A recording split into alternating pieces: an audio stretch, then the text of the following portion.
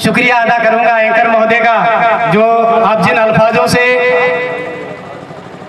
मेरी पर्सनालिटी को निखारने का प्रयास कर रहे थे। मैं आपकी इस शैली को भी कोटि कोटि नमन करता हूं। आज के इस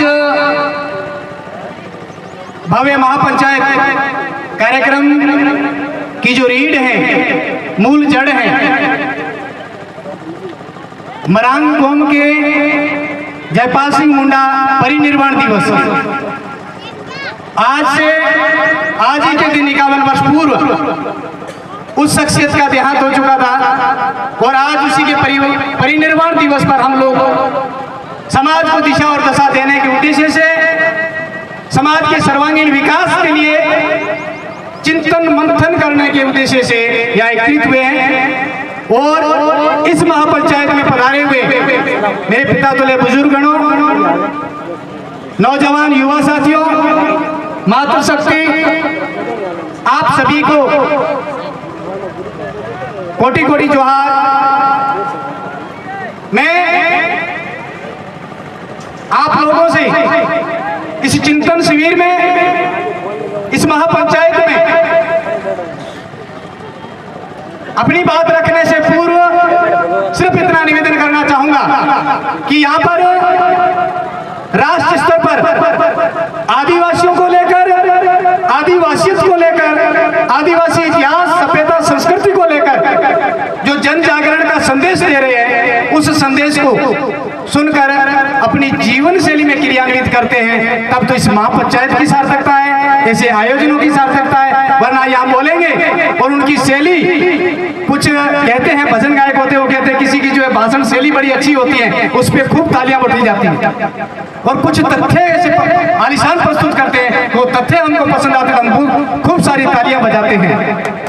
लेकिन वो क्षण कुछ पल के बाद में धीरे धीरे हम उसको भूल जाते हैं, तो इस महापंचायत की सार्थकता नहीं रहेगी। मैं आप सभी से ये उम्मीद करूंगा, इस आशा और उम्मीद के साथ, कि आप यहाँ से जो भी शब्द सुनते हैं, जो भी चीजें सुनते हैं, वो अपने जीवन में उतार कर अपने जीवन में क्रियान्वित करने का प्रयास करेंगे। इसी उम्मीद के साथ में मैं आपके बीच में आज के इस कार्यक्रम में मूल कुछ दस्तावेज लाया हूं। जैसा कि अभी जो मीना जी बता रहे थे, उसी पे हमने जो किस प्रकार क्रियान्वयन किया है।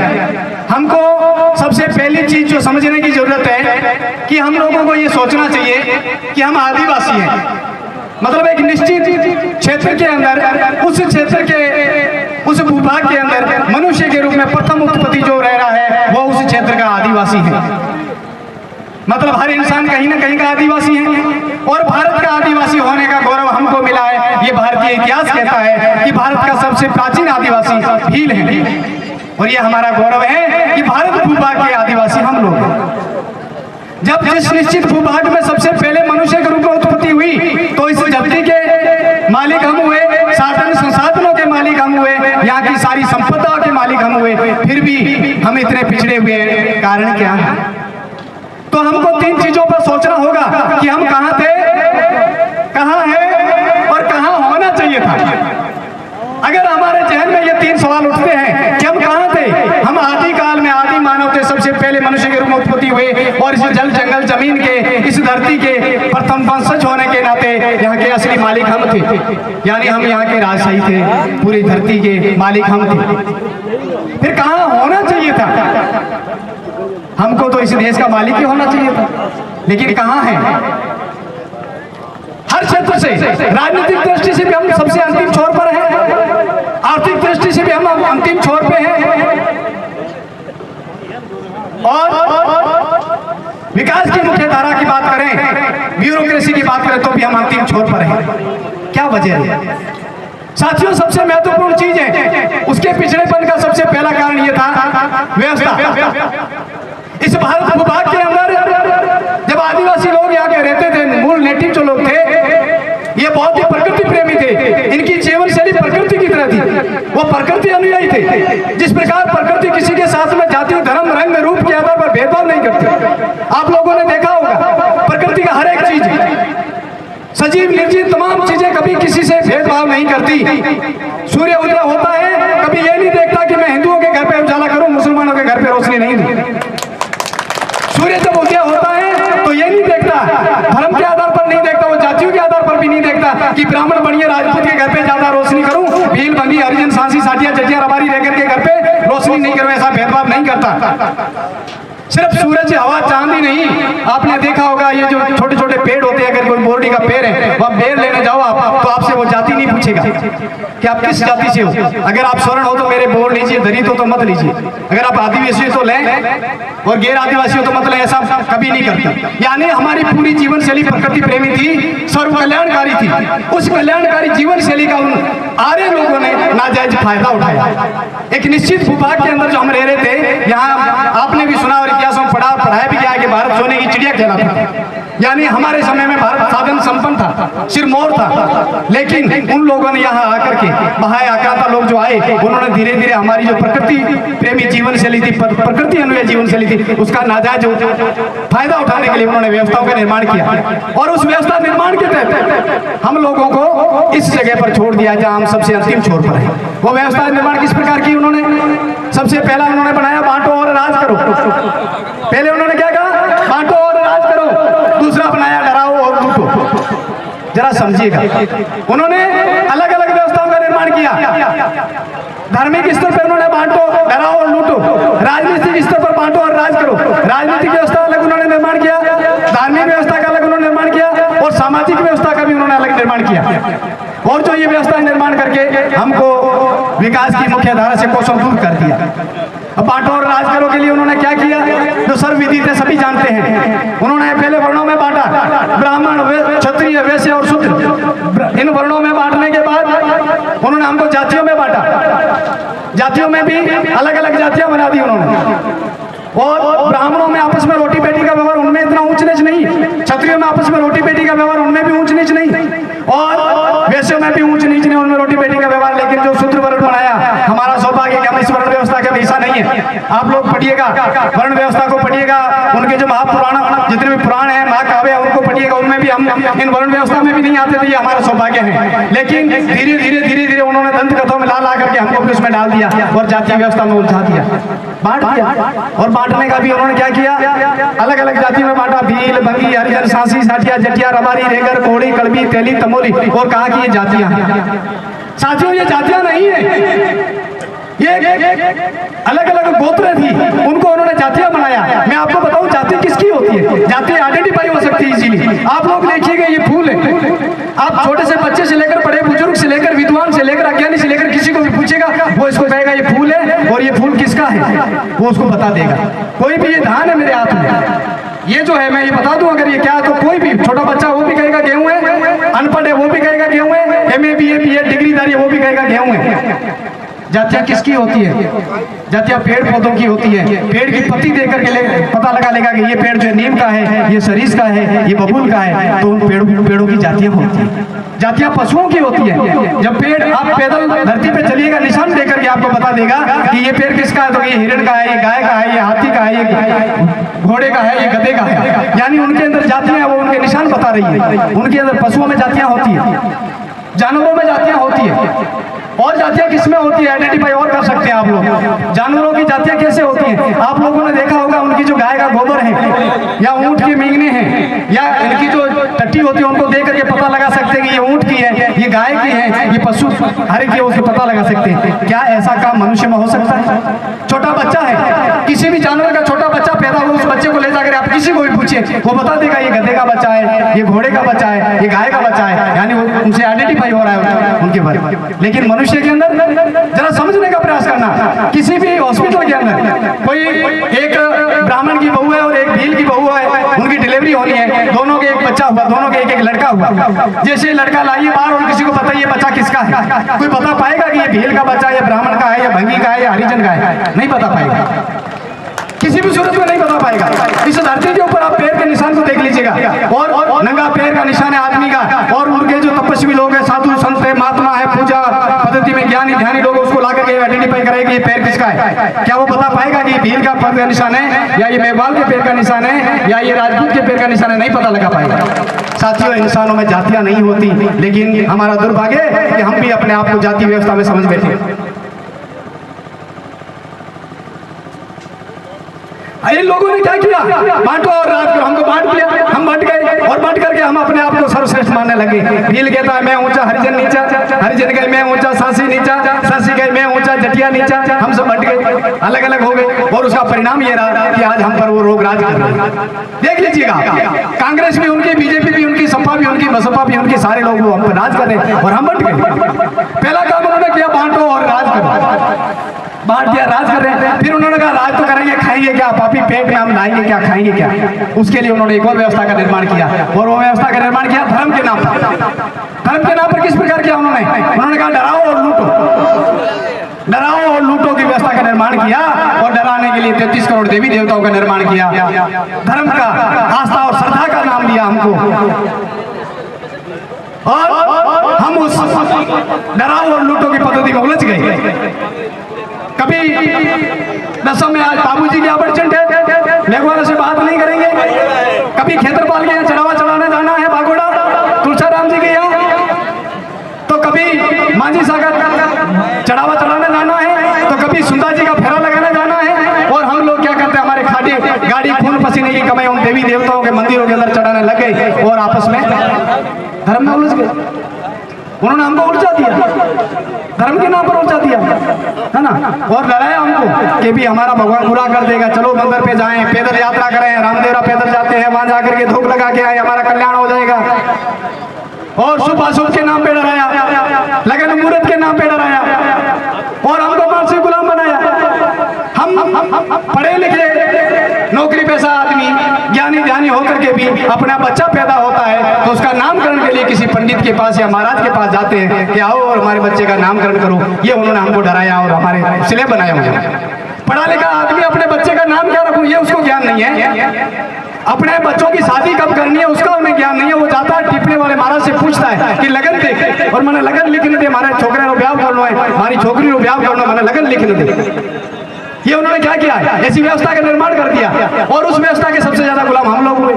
उसकी वजह क्या थी कि जो जिस क्षेत्र में बढ़ता है, जैसा कि अभी रोज साहब तो बता रहे थे कि हम जो हमारी संस्कृति भूल गए हैं। साथियों, ये एक शाश्वत सत्य और प्रकृति का नियम है, ये हमारा नहीं कसूर है, ये प्रकृति का नियम है कि जो जिस बाहुल्य में रहेगा उस बाहुल्य की सभ्यता और संस्कृति वहां के समुदाय पर हावी रहेगी।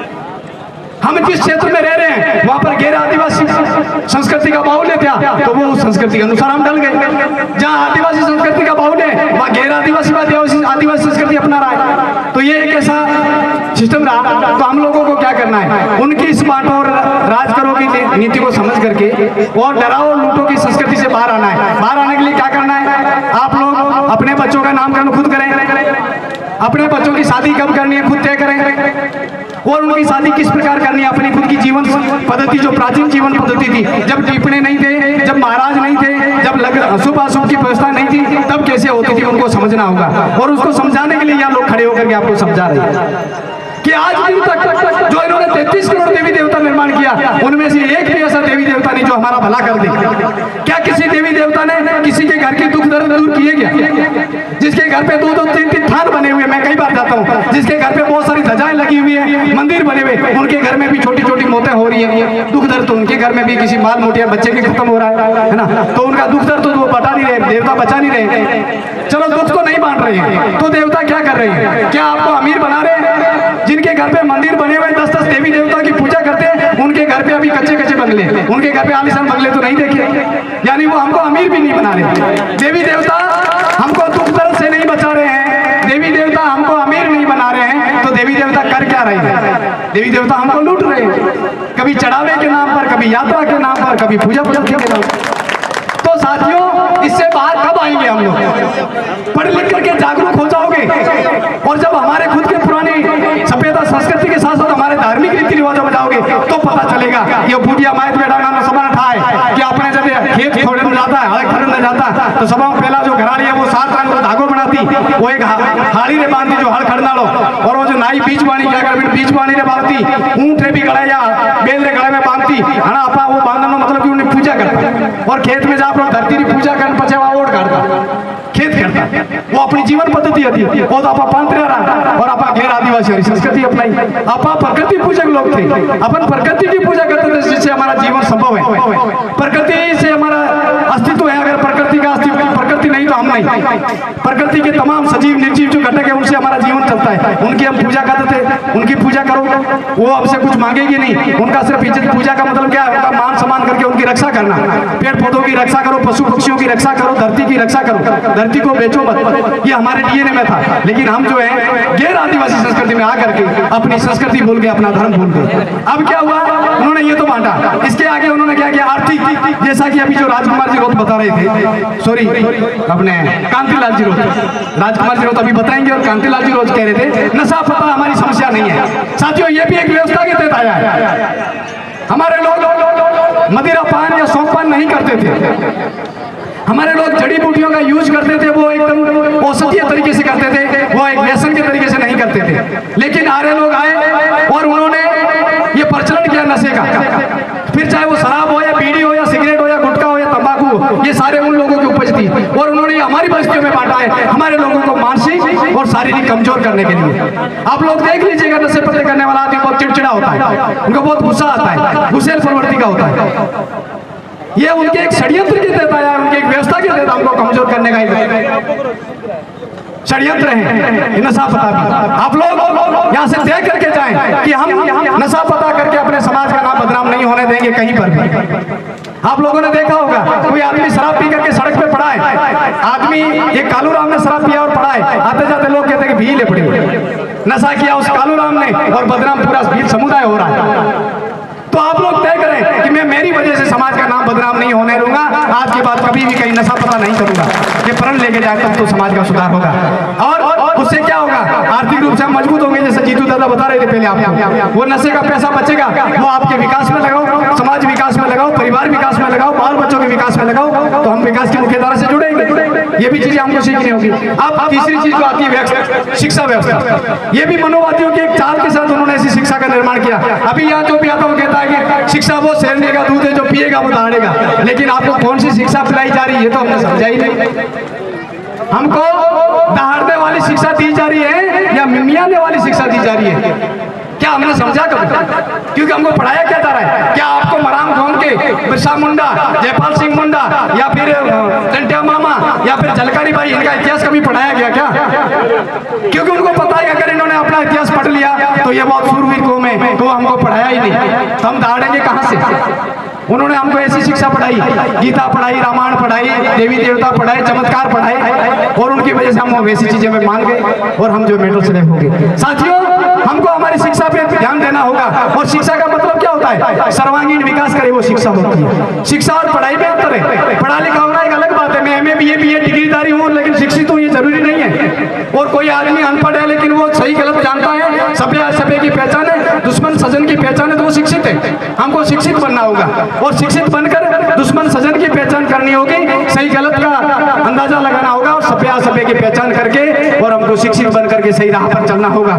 और यदि हम ऐसा करने में अगर सफल हो गए तो हम हमारे महापुरुषों को पढ़ेंगे। और महापुरुषों को पढ़ना क्यों जरूरी है? आप लाइए इन महापुरुषों को अपने घरों में लाइए। कहते हैं कि चित्र चरित्र का निर्माण करते हैं, चित्र चरित्र का निर्माण करते हैं। अगर आपके घरों में इन महापुरुषों की तस्वीरें होगी तो छोटे छोटे बच्चे, बड़े बुजुर्ग जो भी देखेंगे वो इनके इतिहास के बारे में जानने का प्रयास करेंगे कि ये फोटो किसका है, तो कहेंगे ये बिरसा मुंडा का है। तो ये बिरसा मुंडा कौन था? तो ये वो महापुरुष था जो मात्र 25 वर्ष की अवस्था में जल जंगल जमीन के साथ साथ अपनी मातृभूमि की रक्षा करते हुए, अपने समुदाय की रक्षा करते हुए शहीद हो गए थे। तो वो समझेंगे अच्छा इतना बड़ा महापुरुष था, और आने वाले बच्चों के अंदर भी एक जुनून पैदा होगा कि अच्छा बिरसा मुंडा ऐसा था, तो हम भी ऐसा बनेंगे। हमारे घरों में हमारे महापुरुषों की तस्वीरें नहीं है, हमारे घरों में हमारे महापुरुषों के इतिहास पुरुषों की तस्वीरें नहीं है, और उनकी तस्वीरें नहीं होगी तो चित्र हमारे घरों में उनका नहीं रखेंगे तो हम चरित्र का निर्माण कहाँ से करेंगे? हम हमारे घर में चरित्र का निर्माण करने के लिए गणेश जी की मूर्ति लगाते हैं। अब गणेश जी की मूर्ति हमको क्या शिक्षा दे रही है? जरा देखिएगा, चींटी और बिल्ली जो होती है वो भी हम इंसान से ज्यादा समझदार है। गणेश जी की मूर्ति में आपने देखा होगा एक चूहा होगा, लड्डू जरूर होगा। आप किसी के भी घर में अगर कोई गणेश जी की मूर्ति है तो देखना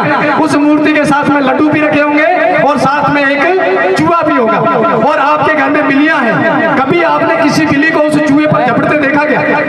वो बिल्ली जानती है कि ये चूहा नकली है। दूसरी तरफ जो चींटियां आती हैं, कभी उस लड्डुओं में आपने चींटियां पड़ती हुई देखी क्या?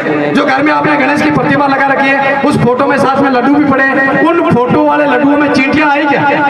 छोटा सा प्राणी चींटी है, वो भी समझती है कि ये लड्डू नकली है। लेकिन एक कालमती इंसान